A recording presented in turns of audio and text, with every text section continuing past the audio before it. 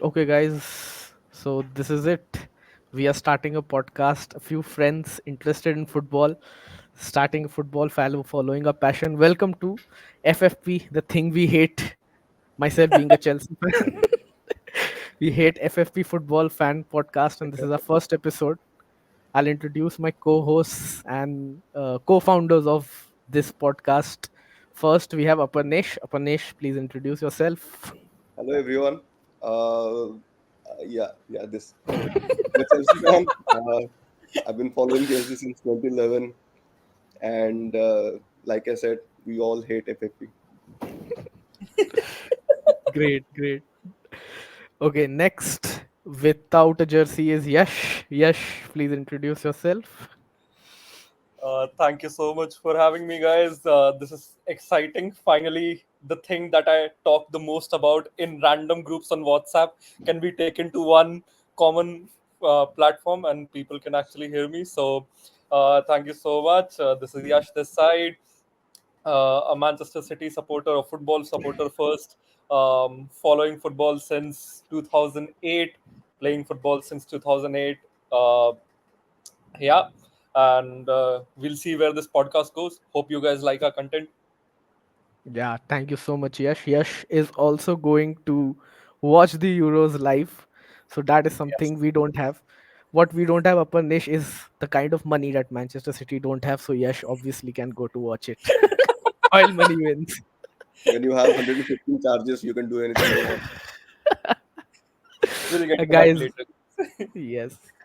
I'm Aman. I also have been following football since 2008. Uh, Me, Aparnesh, and Yash are batchmates from our college, and we have been playing together. And we have been discussing football for a very long time on our group, and that is what culminated into starting this podcast. So Euro fever is on. Yash is already going there, and we have already watched a few matches, some smaller upsets, and some teams dominating the others. We This episode is a Euro special, and all of us have given our predictions on how the Euros will go, who will be the best players, and we will give our analysis on why we think that that is going to happen. So first up, this is Yash's predictions for the tournament. So Yash, walk us through what your predictions are, why your prediction is this, and then walk us through the individual awards. Yeah. Okay. So obviously, these predictions were made before the tournament even began. And on paper, England seemed like the most obvious choice, despite Gareth Southgate managing them, just because of the sheer talent that they possess. Crazy quality, yeah. It's insane, and it's not even that there are some quality players in three or four positions. The entire squad is stacked with individual talent, and that was on display in their first match as well. I think it was just individual talent that got them through.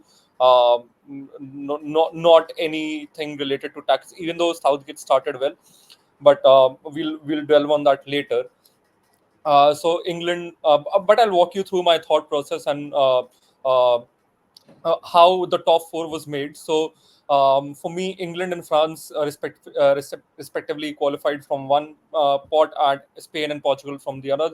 Another, the major decision that happened was on the right hand side of the pot, where you can see Germany versus Spain collided in the quarterfinal, and Portugal versus Netherlands. Both very evenly matched matches. Went with Spain because Germany weren't playing very well under Nagelsmann, although they have a lot of quality on paper as well. But it is just not clicking for Germany after Joachim Löw. Did not click for Hansi Flick. Was not clicking for Nagelsmann as well, and the lack for out and out proper winger in Germany was also what caused me some concerns. Although the current system looks like they're playing with a 4-2-2 with Musiala and Words uh, coming into the central areas from both the wings, and the wings being dominated by fullbacks. So, but Spain edged out for me on paper. I would say better individual talents as well. Um R- Rodri, Pedri, and Fabian Ruiz form one hell of a midfield, and Lamine Yamal and Nico Williams are proper out and out traditional wingers who can absolutely take on a man, meet them, and Murata somehow manages to finish the chances that Spain create for them, they're proper contenders. So that was the logic behind going with Spain over Germany. Between Portugal and Netherlands, again, Netherlands are absolutely brilliant defensively. If you can afford to keep Mickey Van de Ven on bench after the season that he's had, that means you're stacked up defensively. Uh, uh, Nathan Ake producing an absolute moment of sheer brilliance in the match. Got 2 assists, one hell of a performance. But again, Portugal, just based on individual quality, uh, all over the pitch, brilliant in attack. And a major factor in that was Roberto Martinez. If you actually look at Portugal's form under Roberto Martinez, they've lost one game out of 32 or 33, I think. And I think they went on a run of 16 straight wins or something like that. And deploying a traditional 3-4-2-1, 3-4-1-2 setup, giving Dallo and Cancelo is a huge defensive liability, which is somehow minimized if he plays a wing back. And now I don't think Cancelo is going to start a game as well with Diego Dallo and Nuno Mendes occupying the two wings, and Ruben Diaz, Gonzalo Inacio, and Danilo Pereira, or Antonio Silva, or Diomande playing in the back three. So and they've got two really good central midfielders in Yao Palinia, and one of Bernardo or Bruno plays the other deep lying midfielder in the build up. And in going forward, they have Bruno, then they have Yao Felix, they have Diogo Jota. Ronaldo is playing well. He scored two fantastic goals in the warm up. So Portugal edged out for me there over Netherlands. So those were two tough choices. They're very evenly matched teams, but I went for Spain versus Portugal as the semi-final. And then again, just because of the experience of the Portugal squad and the individual quality, I went with Portugal over Spain as well. So that was the rationale there. Over on the left side, I think it was really clear till the semi-final, England versus France, as to who's coming. Uh, but England versus France is again. I was there actually at the World Cup match in Qatar, the semi-final. I actually watched that match live, England versus France, and Didier Deschamps is not much different from Gareth Southgate. Yeah. He doesn't even know what he's doing with such a stacked squad either. So because France have the high, insane. France and England are insanely stacked squads, but they do not play even close to the level that they can. You look at the midfield of Camavinga, Chouameni, and Griezmann, and to add to that, wingers of Mbappe and Dembele's quality. Uh, Defense with Theo Hernandez, Benjamin Pavard, William Saliba in the defense. It's stacked. It's one of the best players in the world at every position. So that was there. But again, France did not dominate England in Qatar. France won in Qatar through two moments of absolute brilliance, and that are very rare. Chouameni from 30 yards out into the top corner, and then again a silly penalty giveaway on Mbappe, which was give and take a controversial call, I think, if I remember correctly. And then Harry Kane missing a penalty, blazing it over the bar. Exactly. Yeah. That was luck, but I think this time England have matured, and this time England, with a similarly stacked squad, should get the better of France. Uh, the first match did not inspire any confidence in me. How England played. Coming to that, the approach was right. Foden was not restricted to the left wing; he was given central areas to exploit, given a free role. Um, uh, Jude Bellingham was again given a free rein. Trent Alexander-Arnold was playing in the right half spaces where he should be, but it's just that the individuals did not turn up in the first half. And in the second half was once so Gareth Southgate expected Serbia to sit back, and till Serbia was sitting back, the plan was working. Once Serbia decided to press, there was no plan B. Uh, Exactly. and Exactly. Pickford is not a player who is not a goalkeeper who can play with the ball at his feet. So even with there was a specific moment where Stones were demanding a short pass from Pickford, and he just booted the ball long. And Harry Kane did not win one of his duel. He played.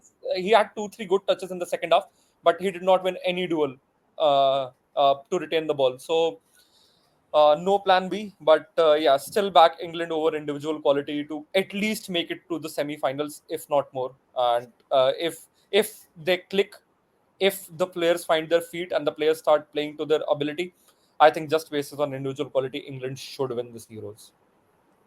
So Great. that was Great. the rundown. Dark horses really liked Denmark's play.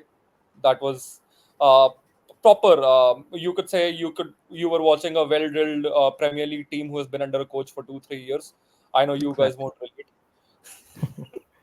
Sorry, but yes, they were very well drilled, played out from the back very well, finished chances. So unlucky to draw, but yeah, Denmark, a very valid dark horse. Best player of the tournament, either one of Jude Bellingham, Jamal Musiala, Mbappe could take it. But since I've elected England as my winners, Jude Bellingham seems to be the logical choice, and he was absolutely exceptional in the match that he played. Best young player again, Lamine Yamal, 16 years old, can do anything. Work rate is good, no doubts about that. He's if Spain reach the quarterfinals, he's going to win the young player of the tournament, in my opinion. He will do that much in those many matches.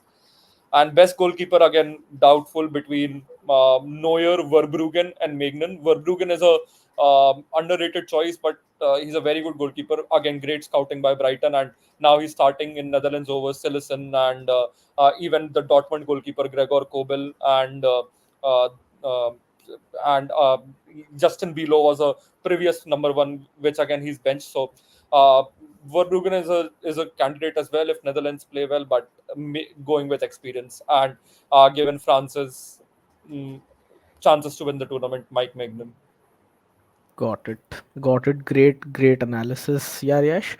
I have one question though. What do you think of Southgate's approach of playing Trent Alexander-Arnold in midfield? Do you think that that is too defensive of him, or what are his other options if he has to Uh, go against a squad that is not sitting back? so I would say this comes purely from uh, playing a lot of football. You get used to receiving the ball in certain areas of the pitch because Trent Alexander-Arnold has played right back majority of his career. He's used to receiving ball in uh, open spaces, yeah, or he's receiving the ball to himself with an angle that is like 45 degrees on the pitch, so he's viewing the entire pitch. So if he gets pressed, he has the ability to make a 60-yard long ball to get out of that press, yeah. But once you're playing in the midfield, you are receiving the ball with your face towards your own goal, with your back to the opposition goal, and receiving the ball there in those areas is a different uh, breed of fish altogether. And that is something that he needs to learn. And he even made a mistake while receiving the ball Exactly. in that angle and even almost cost England a goal. So, and that is because it does not come naturally to him. And if something does not come to you naturally and you're playing in a pressure situation, you're wanting to prove something, mistakes are bound to happen.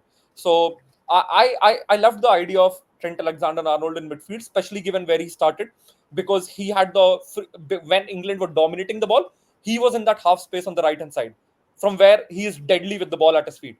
You play to one, make a triangle, make Alexander Arnold the free man, give him a space to put across from there.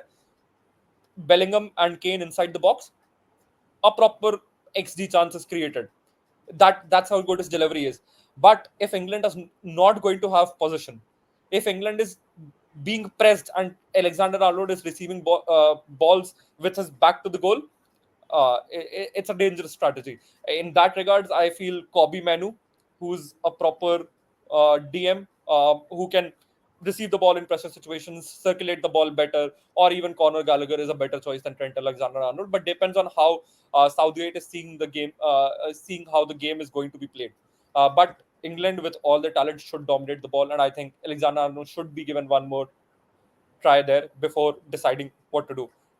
Yeah, I think for England, I think Southgate is playing between two different ideas here. As far as his own tactics are concerned, he is somebody, like you said, he wants to defend first and then counter attack or attack and find a way to score, but ensure that they do not concede. But by playing Trent in midfield, what you are essentially trying to do is you're taking away a defensive midfielder who could have been a Kobe Mainu or a Gallagher or somebody else who could have been selected in the squad, and putting in a passer, specific passer, long range passer in or with a particular set of vision that Trent has. But what you don't have is solidity in in your midfield, especially when you have 4-4-2 blocks, and when Yeah. you have 4-4-2 blocks and your midfield two's positioning is not right. Trent is roaming around, and he has a tendency of roaming around, even at a RB with Liverpool. So in that sense, I don't think it's a right choice for Southgate to play Trent in the midfield. Uh, I think if you want to go attacking, put Bellingham there, ask him to maraud ahead, and then put another attacker. If you are trying to defend, put a defensive midfielder there. You have Declan Rice, put a Mainu, put a Gallagher there, and shut your defensive first, and then counter attack with your wingers and with Kane and with Saka, Ford, and Bellingham. But by putting Trent, I don't think it's the right approach. I think you are stuck between two different approaches. If it was a position heavy system like the one Nagelsmann uses, then I can understand Trent with that right half space crossing those balls in. But you are not playing position football; you're playing counter attacking football. In that sense, I don't think Trent should be in midfield. And you bring up Okay. a very interesting point because you started with this point that Southgate is naturally a defensive minded coach and a counter attack heavy coach. Yeah. And when you're 1-0, 2-0 up in international tournaments, counter attack, you sit deep. It's not like your Man City, even at 2-0, you're dominating position. Yeah. Right. You will sit deep. And that is why it was very surprising to see Rashford not being included in the squad. Because for all of Rashford's weaknesses, what you can't take away from him is he's deadly in transitions.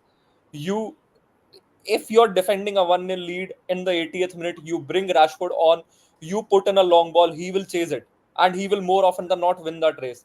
So the fact that he did not go with Rashford or Sterling, or even a more controlled winger like Grealish, but went for Anthony Gordon, surprised me a lot. I thought Rashford was an automatic selection in this English squad, especially given how Southgate plays. Not basis his performance in the entire season, but just by the way how Southgate plays, Rashford should have been in for me. Rashford, yes, it was a surprise that he was not selected. Ideally, he should be. He has that quality that you need in big games. Yeah, But if you're absolutely. not taking Rashford, if you're not playing Rashford on the left wing, you should at least, or if you have taken Gordon and Eze is a fantastic player. Eze Yeah, is one Exactly. of those players who will get you out of count presses, who will give you those counter attacks. I think he is the one, or even Gordon. Gordon has incredible pace. He can run into balls, he can finish, but he might not. Either of those may not be big game players. You need big game players in these tournaments, which Rashford exactly. is, and that is the downside if you are not taking Rashford. But at least you have pace. Right now, England's wing does not. Saka is good, but Saka does not have pace. Foden is good, Foden does not have pace. Bowen has decent pace. Yeah, Palmer has decent pace. You need pace. Kane does not have pace. Bellingham does not have pace. You need very fast attackers, yeah. So especially when And that is even especially where, when you're making Kane do the hold up, you, Yeah, you exactly. exactly. have to have a runner in behind. What is he holding up for? He's not Michael Antonio that he will put the ball on his chest and then will play. He can tip a ball on towards someone, but there is no runner in behind. That is I the mean, problem. that's what Tottenham did with Son. That's what Bayern are doing, or Tuchel did with Bayern with Sane and Yeah. Gnabry Yeah. and Coman Yeah. with the Are, wings. and remember how many Rashford moments do you remember of last season or last two seasons? You'll only remember the big game moments because he only turns up in the big games. Last season against Manchester City, out of nowhere, 30-yard screamer, top corner. Against Liverpool, out of nowhere, free kick into the top corner. He he turns up in those big games, and that is what you want. That is a kind of player you want in your squad. I'm not saying Exactly. start Rashford, he doesn't deserve to, but if you're 60, 70 minutes into the game, either you're trading 1-0 or you're winning 1-0, Rashford in both those situations is the perfect player to get in. Yeah. So Exactly. Yeah, Exactly. he should have been in. But even now, with the current squad as well, what I feel England should do is start with a proper left winger, either Gordon or Eze, Start with a proper DM, be it Mainu, be it Gallagher, and then according to the game situation, according to your opponent, change it. If you are attacking, if you are 1-0 down, 2-0 down, bring in Foden, bring him centrally, take Gallagher off, bring Bellingham to midfield, and then attack. And if you are defending again, then change, put in more pacey wingers, put in Eze on the right or on the left, Gordon on the right, and then attack. But start, if you're counter attacking, at least you have to start with two DMs. You have to start with at least one pacey winger. Uh, Yeah, Exactly. we Gordon or Exactly. Eze. I think I have one opinion here that what Southgate is doing is that he's playing a lot according to what the opponent is going to do. Even against Serbia, he was expecting Serbia to sit back, and that is why he Exactly. started Alexander Arnold over there. Okay. Now, on the left also, on the left, Saka was playing on the right, and I think Foden, Foden was Foden, playing. Foden was actually, playing down the Foden was left. drifting centrally, and Trippier was on the left wing. Exactly. Trippier was on the left wing. So what he's expecting is that he's expecting these players. Foden is very good at breaking defenses who are sitting back. That is how teams play against Manchester City throughout the season. He's very good at picking a small pass right over the midfield or giving a pass from the back of his head, like looking at the pass and passing those things. He thought that that will be the game plan, how it will work. But somehow that was the most direct way where how England scored the goal. Saka made a run down the right, crossed, a deflected cross went in, and just Jude went and bashed his head at it. So that is, I think, what Southgate is doing wrong. He should try to play to the strength of the team, and should understand the game changes in transitions in the game of how the score line is going. Exactly. Serbia showed it to them. It's time that they learn. One more thing that I would like to point out is that yesterday Declan Rice was absolutely amazing. I Yeah, enjoyed his performance a lot. He had to cover a lot of ground because of Trent, but in the beginning of the game, he was everywhere. He was defending, he was attacking. I saw him at one moment at the edge of the box collecting a ball and then giving it to Foden to run down the channel. And next moment, when Serbia countered, he was there with the player running down the flank. Declan Rice is going to be like one of the most important players for England, and his covering of space is like going to do what is going to define how they play. And if they play Alexander Arnold, then he has to do a lot of work. He was also one of the players who ran the most in yeah. yesterday's game. He, Exactly. he's he's he's a generation. When Arsenal splashed money on him, it was worth it. He was a generational. He is a generational profile, not a player. He's yet to prove it, but profile wise, he's got everything. Nimble feet, r- cover space like anything. Uh, one of the best at it. One of the things that he has in Twitter, I think there are a lot of Rodri versus Declan Rice comparisons across throughout the season. But one thing he definitely has over Rodri is he has the pace and the distance covering ability. He eats up distance. He's very athletic, and he's one of the most important England players right now. I think even yesterday, I think the four standouts from England were Mark Gahey, Declan Rice, Bukayo Saka, and Jude Bellingham. These Exactly. were Yeah, the yeah, four standouts. agree. Rest of them, Trent Alexander, Foden, and Kane did not turn up. Rest of them did what they were supposed to do. They did not do anything special. But these Like, four, especially Gehi, Rice, Saka, and Bellingham, they were immense. Yes. Great. So that was a good discussion, guys. But now let's move on to Aparnish's predictions for Euros.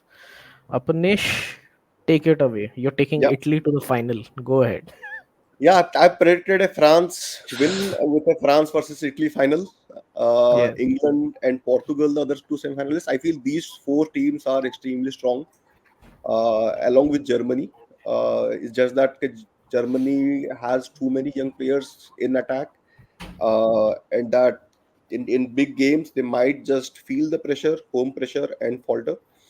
While Italy has, and this is because I have predicted a Italy versus Germany quarterfinal. Italy with Spalletti, with his the way he played with Napoli and the way he started this game with Italy versus Albania. I think it was very interesting. He put two left-footed CBs together, which is very rare in club football, let alone in international football. And both of them did very well. He had Di Marco on the left, Di Lorenzo on the right, and then then they let Barella do his thing, Chiesa do his thing, with Skamaka as a target man up front. I think it's very interesting. They have the experience with Jorginho, Chiesa, with Bastoni, who have been winners. I think they are one of the favorites definitely. Portugal are very strong in terms of their defense and attack. They are Leao with Bruno, with Bernardo Silva. I think that's a very strong attack, and defensively they have been strong with that back three with Roberto Martinez, and he has this specific quality of coaching a very strong defense. He did with Belgium. He's doing with Portugal. I think they will be very strong as well. With France are always there. France, in my opinion, are the best team in Europe right now. Uh, and no matter what Deschamps does, I think France, the quality that they have with Mbappe, with Dembele, with Griezmann, and in midfield, the controlling power of Chouameni, who's injured but will come back, Kamavinga, and now they have selected Kante as well. uh, you just don't even need to go beyond them. And then in defense, you have William Saliba as a backup. That's the quality that they have. Not William Saliba is a definitely Exactly. backup. not going to be a backup for I sure. think I think he will be starting with Upamecano and Konate. That is how he went in the friendlies I think also. Saliba That and is Upamecano were the, yeah. I okay. think if I read is it's Konate and Upamecano who will start and Saliba backup. If that works out, Exactly. then if Lineups We are all need out, three of them, guys. France lineups are out. Let's see. yes, yes. if all three of them Saliba start, and then it's great. Upamecano. Saliba and Okay. Upamecano. Yash Yeah. wins this one. So we'll have to delete this portion. Who- Sorry. I'll have to do edit this part out, but it's Edit okay. this part out. So So yeah, so let me rephrase the France one. So yeah, so okay. after with Kante, and then in defense they have Saliba, Upamecano, Konate, and in defense Magnan, who has been very strong with AC Milan. I think it's an overall strong team. No matter who your manager is, when your team is strong, like we see it with Real, they just end up doing things. Winning. Yeah, yeah. Exactly. So similarly with England, the only difference between France and England is that England may not field its strongest 11 on the pitch. So there could be instances like we were talking about, where Alexander Arnold finds himself in a DM, or Foden on the left, which and Trippier on the as a left back, which limits your ability to influence things. Add that to the fact that both Saka, Foden, uh, apart from Bellingham, Palmer, even in defense, Gehi, these are all young. They have not really experienced big games, not at the international stage. So, and when you are supposed to come in front of France in a semi-final of a big tournament, you need big game players, which I first thought Harry Kane is, but I have done a bit of research, and I now I think that he's not. Uh, so missing a penalty in a quarterfinal in a big game, Semi-final. quarterfinal Yes. France Which one? versus England. in World Cup. World Cup. Okay. Semi-final. Oh, so there is so there's two. I think it was England in the versus semi-final. England versus France was the semi-final in the World Cup. Was there a semi-final? Yeah, yeah, Yeah. yeah. Acha, okay. Again, cut it out. So missing a big penalty in a semi-final of a World Cup uh, is bad. But when you have done it before, in Euro 2020, he missed a penalty in one of those knockout matches. I don't remember which one. I think it was a quarterfinal or the semi-final. He missed the penalty, but he turned it on in the rebound, which tells you things. Then combine that with his record of not scoring in big games, in both club and country situations. I think there is a question And that you needs to be asked. also add the curse onto it, right? The curse onto it. The Yeah, the curse Harry onto it, yeah. Kane curse. Yeah. Yeah. By the way, Aparnesh pointed out two really great things that I missed. First of all, I missed out Rafael Leao. What a player Portugal have. I just forgot. I didn't mention it in my analysis. Wow. He is also profile wise generational. Wow. I was scouting him like 1 or 2 years ago. I was like, wow. I was thoroughly impressed. And another one, Alessandro Bastoni. What a player! These two, brilliant. Yes, I think Bastoni has Bastoni. been around for a very Yeah, long time, no, but no, Bastoni is just goes under 23. the radar. Bastoni is Yeah, 22 or 23. He's 20 young, to but he has been 23. playing for a long time. He has been with Yeah, Inter Yes, for a long time. exactly. I think yeah, Conte first used him in his title-winning season as a left center back, and then he started playing more and more. yeah. But he's a great player. He can do all sorts of things. He can take the ball out. He can, and the way Inter play now with their total football, they Bastoni ends up sometimes as a striker as well. Striker. Yeah, That guy can literally do everything. They also have Okay. Italy also have this Cagliofori who has been all the Hall of hype Fame. Yeah, after the first game. I think he's good. He looks like a 2000s defender, like Nesta Maldini mix. a national dynamics. Yeah, uh, Yeah. I think he's very Last very year, good. I think Italy's defense is very good. Italy versus yeah, France will be a toss of coin because both of these defend very well and have counter-attacking quality. Mbappe with France, Chiesa with Italy, and they have strong center forwards with Giroud and Scamacca. But I think France will just edge it. Uh, this is also I'm also seeing a pattern. So every time there is a tournament in Germany, France versus Italy end up as finalists. Last time Italy won. are you also anticipating a header into someone's chest? Maybe into the goal, and it will be from Mbappe as well, who will be presented by Zidane as a Real Madrid player soon after the Uh, tournament. So that will be something. yes. But yeah, I think it will be a revenge tour for France. 20 years later, 18 years later, and France to win. I have not picked Spain in the top four because I think Spain again are a bit too young in the midfield. Although Brian Ruiz is wow, what a performance that was. Yeah. But having said that, I think they still lack something up front. They still lack uh, experience and that big game energy that they need to beat England, How to beat France. I think how did Yamal. how did Spain end up on that side? You predicted Spain second place finish in the group, No, no, but then how can Spain end up there? Huh? no. Spain versus Uh, Switzerland. No? So Switzerland versus Spain is no, no, the no. But no, no, no. Just go back to the previous slide. which one did you predict? No, no. If So you you put Spain first, then Spain will be on this side of the bracket. It would be Spain, Turkey, or Spain, someone else. But Spain will always be on this side of the bracket Acha. that way.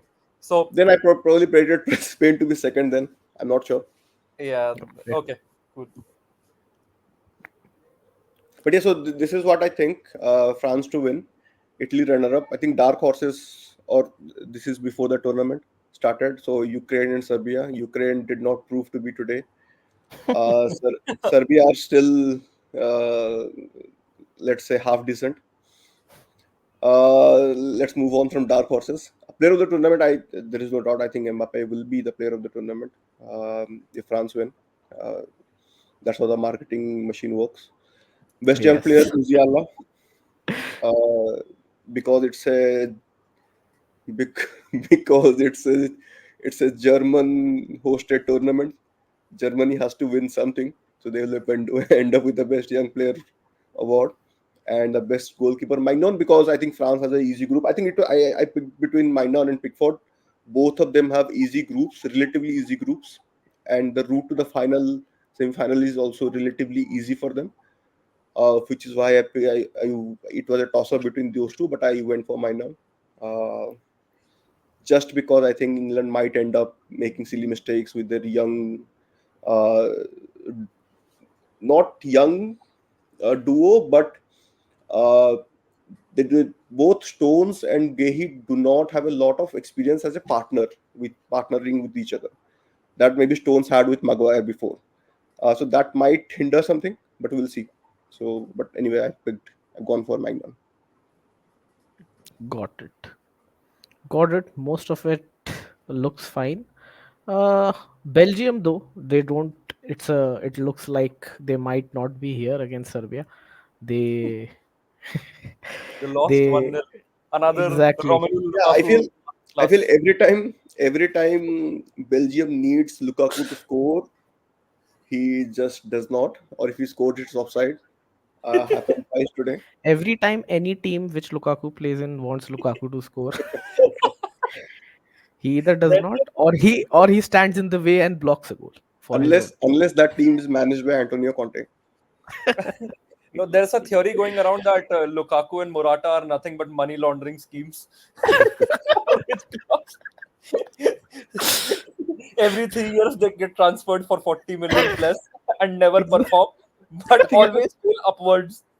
2017 transfer window, right? 2017 or 2016 when this happened. So entirety of July I spent watching Lukaku's videos because Chelsea were about to sign Lukaku. It was Lukaku, Lukaku, Lukaku, and United fans spent their entire July watching Morata videos because they were signing Morata, Morata, Morata, and suddenly in 2 days Lukaku joins United and Morata joins Chelsea. Chelsea, See, exactly. money laundering schemes. And two Nice. years later, Lukaku again joins Chelsea. Lukaku's This transfer time, has been Mura- just Murata went to wow. Juventus, then went to Atletico, then went kahin aur, then came back to Atletico. And he's linked to Juventus right now. So I'm telling you, bro, money laundering scheme. these they will beat even Nicolas Anelka. the Uh, prob nice banter, boys. Okay, let's move on to the next one, which is my prediction. Yes, Aman. So, Why have you yes, predicted Germany to win? exactly. Germany, This is German machine. what I went is that I saw individual matchups and who are going to win them. Okay, what I think is that in the final, see, everybody knows that France is going to reach there. All of you have given your good reasons for this. I think France versus England, a key battle will be Mbappe versus Walker. Okay, that is a battle that is going to define at least one or two goals in that match, Yes, clearly. absolutely. Exactly. And I think why Yash has also predicted England to win is because Walker is playing there. Okay, you have faith in Walker being a City fan that he's going to stop Mbappe. Right. I have similar faith in Antonio Rudiger. Okay, after what he did against Haaland in the Champions League semi-final, I think they have a very good weapon to stop that potent attacking lineup. And I think that German teams, I've seen them over time, have been very efficient. Although Nagelsmann has not been doing very well with this team, but now it seems like they've gelled. And there's also one thing, that it is Cruz's final tournament. Okay, they have created a very good midfield over there. There is a tough tackling midfielder called Heinrichs who plays over there. I have Andri, uh, Andri. Andrik who plays over there. He is like he's just tough. He's just gonna go there and put in the tackles and let Cruz do his thing. And also Rami Khedira that reborn. yes, and also there are two wonder kids over there in Words and Musiala. Musiala in the first game of the tournament was unbelievable. I thought with every touch he dribbled past two players. Every touch that he was taking.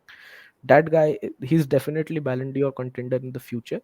And if throughout the tournament Germany managed to push Kai Havertz out of the starting 11 and get Fulkrug in,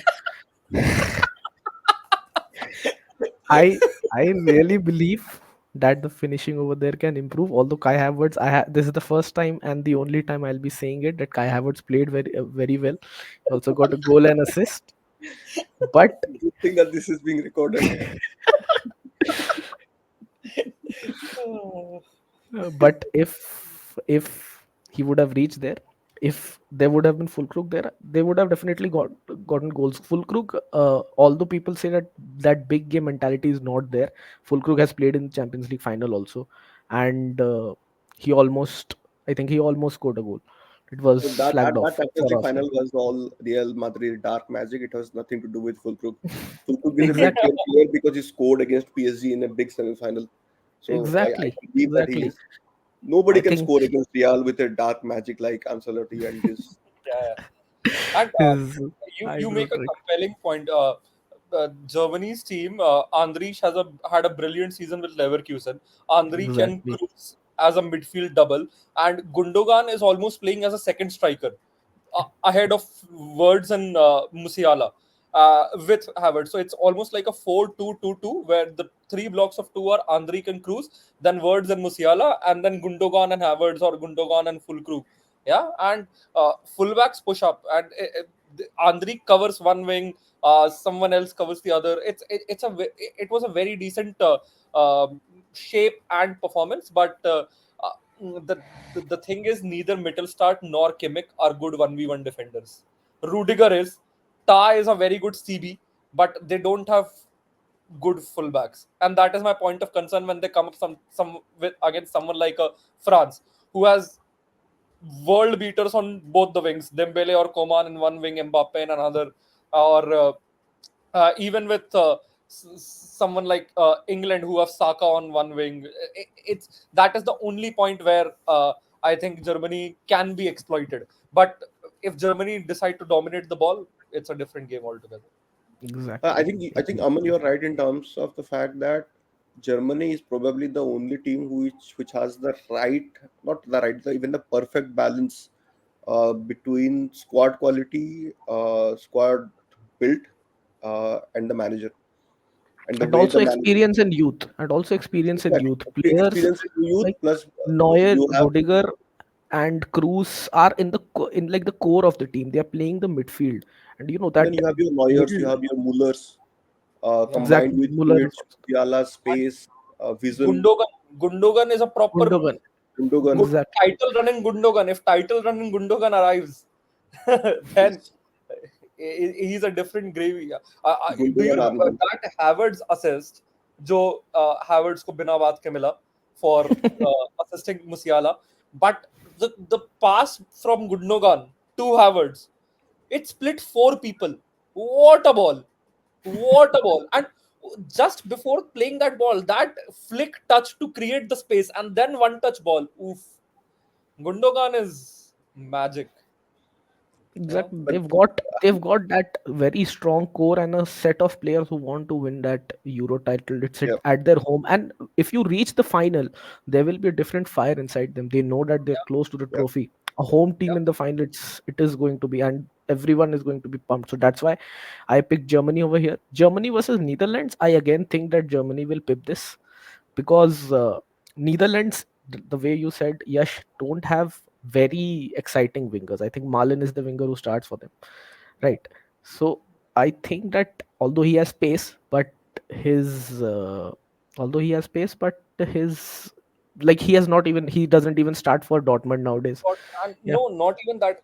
They don't just have wingers. They don't have proper forwards who can turn up in wing. Memphis Depay and Cody Gakpo are very reserved players when it comes to the big stage. Yeah, so they exactly, and Frankie De Jong is a big miss. Although they have a decent, exactly.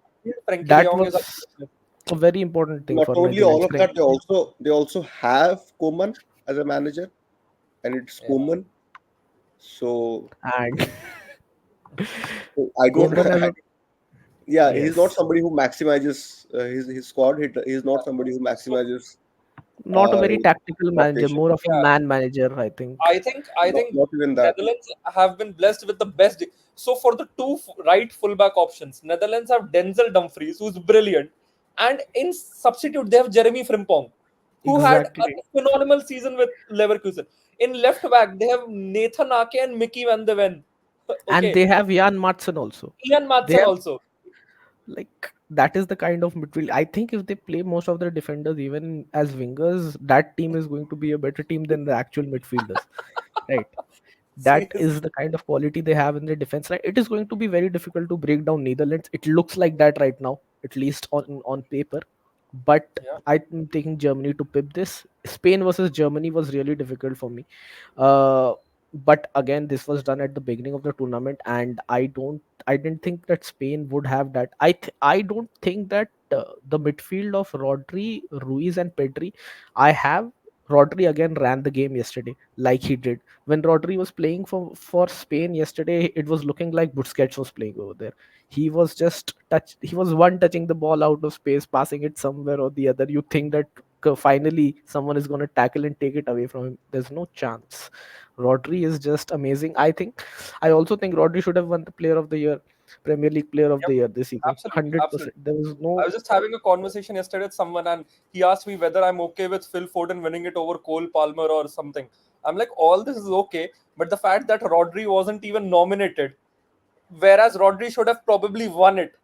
Like, do Man City win the title without Foden? Probably yes. Do Man City win the title without Rodri? 100% no. Absolutely not. Yeah, Exactly. that Agreed. so and the and what's up? See, Pedri is talent. Rodri is Rodri, but the way Fabian Ruiz played yesterday was the most surprising part. He was like gliding across the pitch, and I have not seen Fabian Ruiz play that way for PSG or for where was he before PSG? I think he was in Real Sociedad or something. Sorry, I'm forgotten, but I didn't see him. I see him play this well there as well. So it was shocking, but okay, good for Spain. Yes.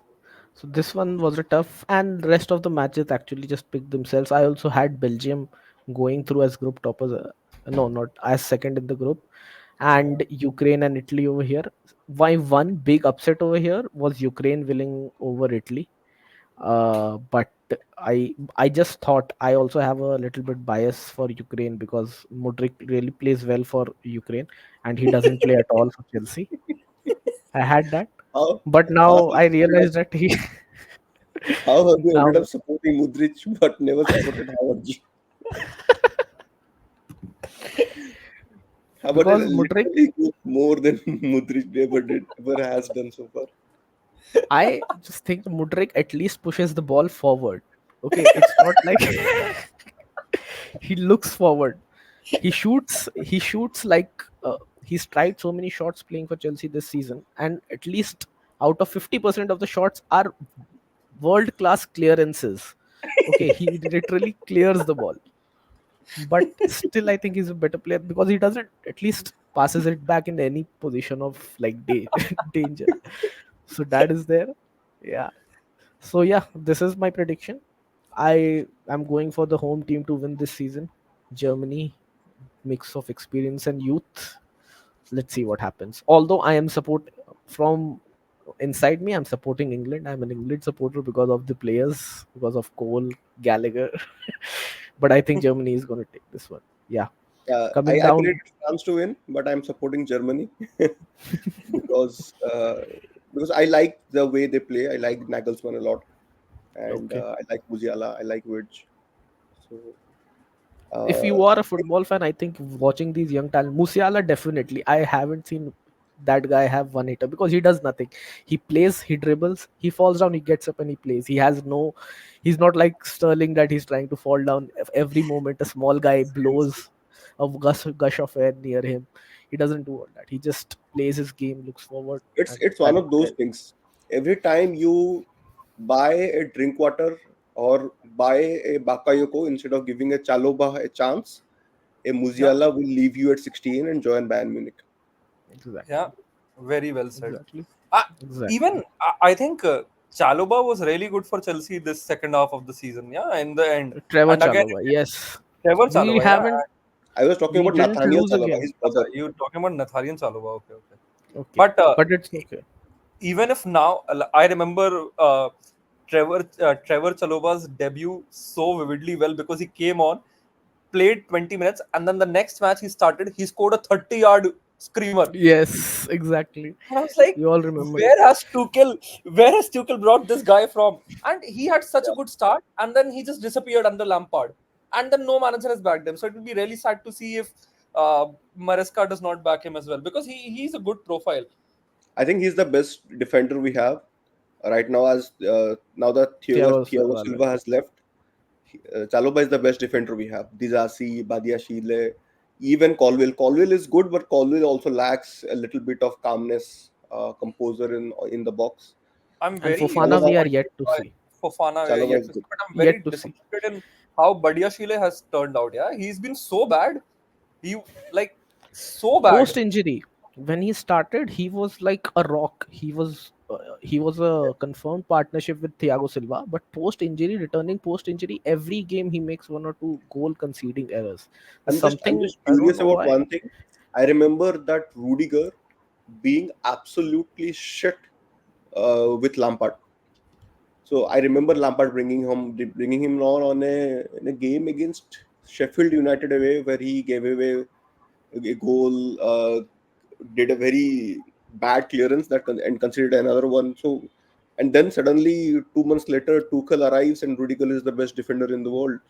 Exactly. It's also about the manager. I would want to see how Maresca sees them in preseason. Chaloba, Dizasi, Badiashile, I and think then. But I'm sure that Chaloba is better than both Dizashi and Badiashile, and Okay, I'm guys, sure this is a discussion for another episode. We are going to have a transfer episode very soon.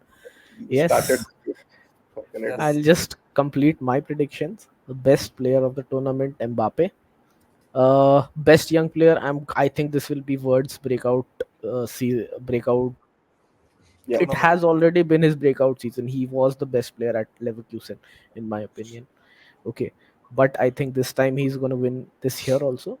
And best goalkeeper, I have again gone for Neuer because, as Aparnish said, Germany, they will have to win something.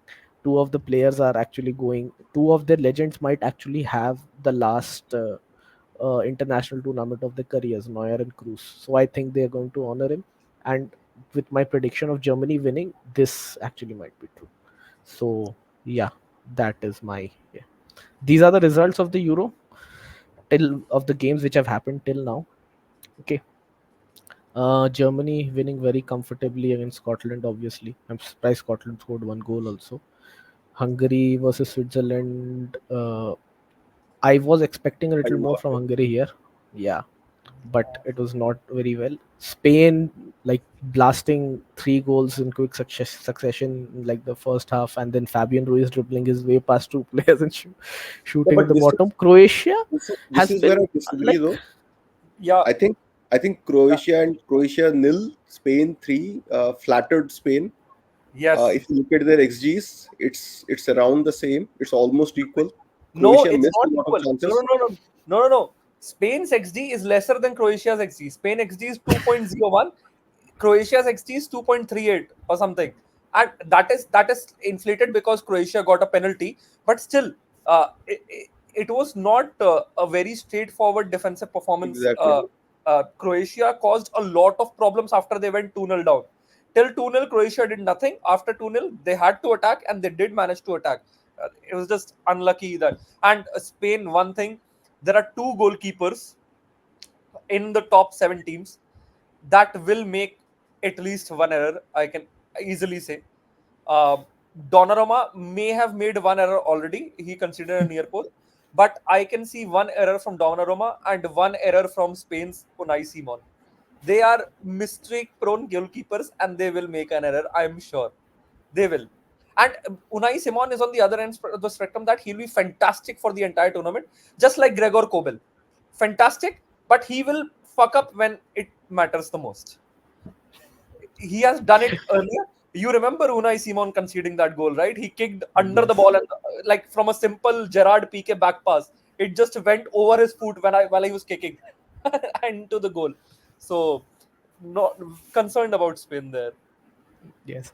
But Croatia, I was surprised with this. Obviously, this score line flatters them, but none of us also have Croatia going forward, which was because the predictions were made before the tournament started. And Croatia as a team, they are very efficient and they play very well. They have got an amazing midfield. Kovacic, Modric, and Brozovic Brozovic. in the end years, they have got an amazing midfield. The only problem with the strikers, they don't have a very good established striker. I think Budimir is the striker who even started against Spain, and he had chances, but he couldn't score. And they have got a good defense also. They have such players whom they bring on when they are losing or training games, who have done it so many times. Like Ivan Perisic, I remember for Croatia, he just comes on and out of nowhere he whips across and someone will get on the end of it. Yeah. A few years back, it was Mandzukic, I think. He always getting on the end of those crosses. And Croatia just find a way to do it, with Modric putting it, but somehow, let's see. I hope So Croatia will be back.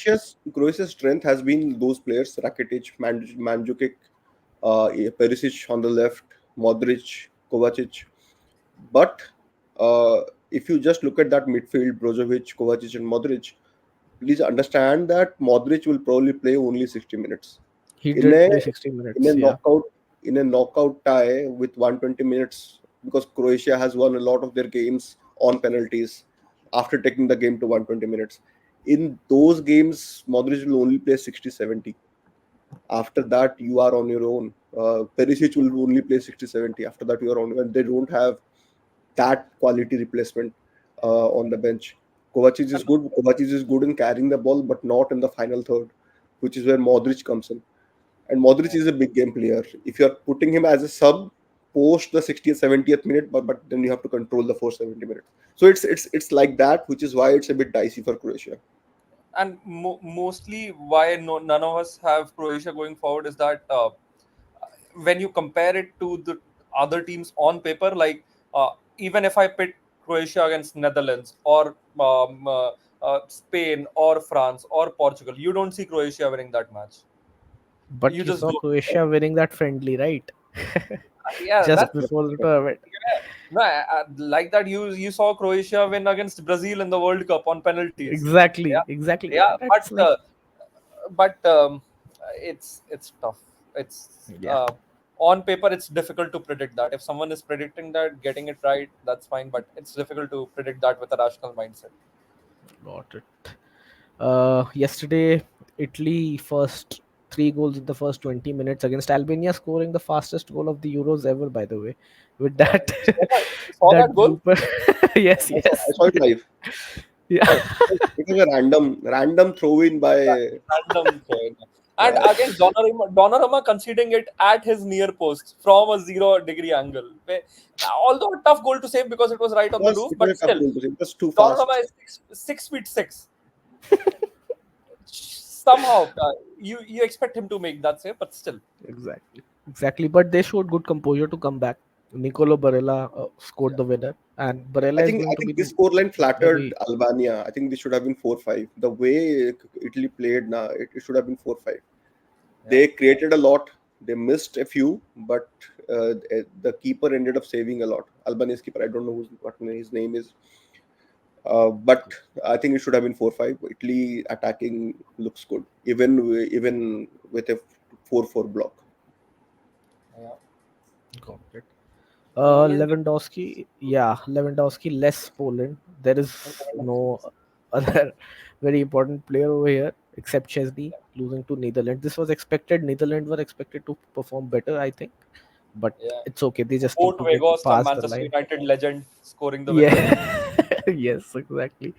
And there was also a miss of the season contender there.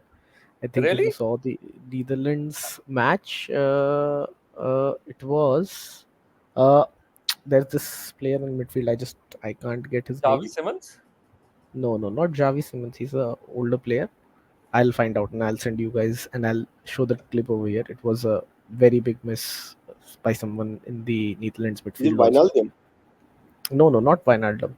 There is a I just cannot remember. Veerman or Schouten or It was Reindeers?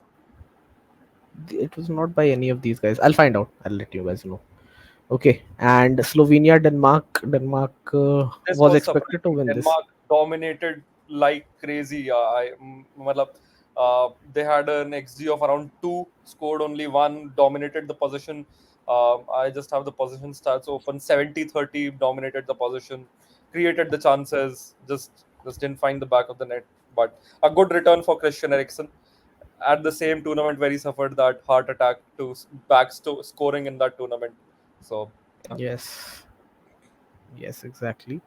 And we've already spoken about the England game Yeah. and Ukraine surprisingly losing to Romania. What happened I here? I haven't caught up on this match. What a game this was. This was the game of the group stage so far, because it was box to box.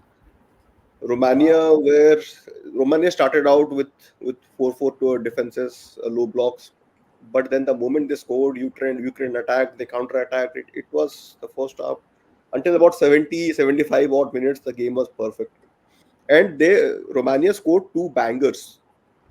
Two, I obviously don't remember their names, but one was a curler into the top. top corner, and another one was again outside the box to the bottom corner, bottom left corner. Those Amazing. both were bangers, and then the third goal came pretty quickly after the second one. That's when Ukraine gave up.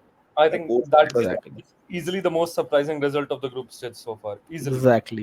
Yeah. Exactly. Okay, guys. So I think this has been a good discussion so far. Okay, we Yeah. are almost 1 hour into the podcast.